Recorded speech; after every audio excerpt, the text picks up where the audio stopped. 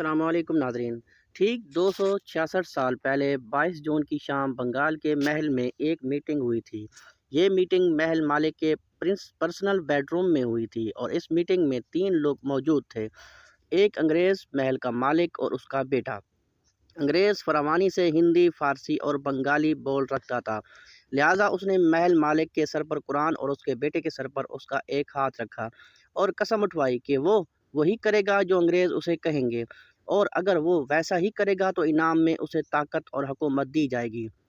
لیکن میٹنگ کے آخر میں انگریز کے سامنے ایک شرط بھی رکھ دی گئی جو انگریز نے مان لی۔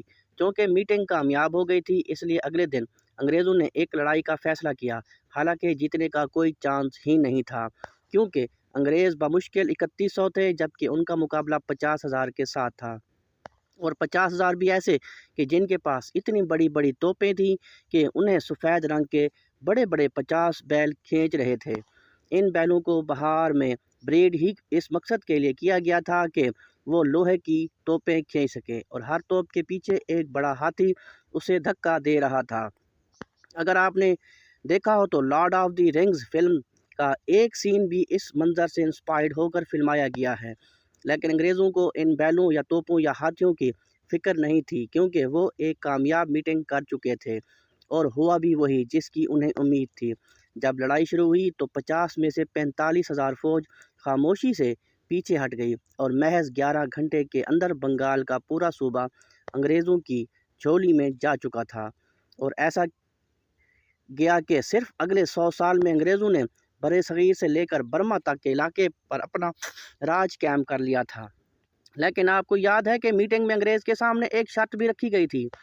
وہ شرط تھی کہ جیتنے کے بعد انگریز ایک مخصوص شخص کی بے حرمتی کریں گے، اور وعدے کے مطابق انہوں نے ایسا کیا بھی۔ ایک خاص لاش کو ساری رات جعفر گنج دریا پر پڑا رہنے دیا گیا، اور اگلی صبح اسے ہاتھی پر ڈال کر پورے شہر میں گھمایا گیا، یہاں تک کہ جان بوجھ کر اس کی ماں آمنہ بیگم کے گھر کے سامنے سے بھی گزارا گیا۔ پلاسی کی اس لڑائی میں مرنے والا وہ شخص تھا بنگال کا نواب سراج الدولہ، اور انگریز ولیمز وارڈ کے سامنے یہ شرط رکھنے والا بنگال کی فوج کا سربراہ غدار میر جعفر۔ انگریز جیت تو گئے، انہوں نے میر جعفر کو بہت کچھ دیا بھی، یہاں تک کہ پورے کا پورا بنگال دے دیا۔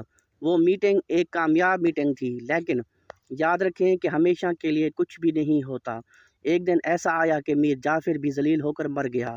ایک دن ایسا آیا کہ انگریز بھی ہندوستان سے واپس چلے گئے، لیکن جس محل میں 22 جون کی شام وہ میٹنگ ہوئی تھی، آج 266 سال گزرنے کے بعد بھی اس محل کے کھنڈرات اپنی جگہ کھڑے ہیں، اور وہاں سے گزرنے والا ہر شخص نفرت سے ان کھنڈرات کو دیکھ کر انہیں نمک حرام ڈیوڑی کہہ کر بلاتا ہے، اور کھنڈر ہو چکے اس محل کا نام ابد تھا۔ ابد تک نمک حرام ڈیوڑی ہی رہے گا۔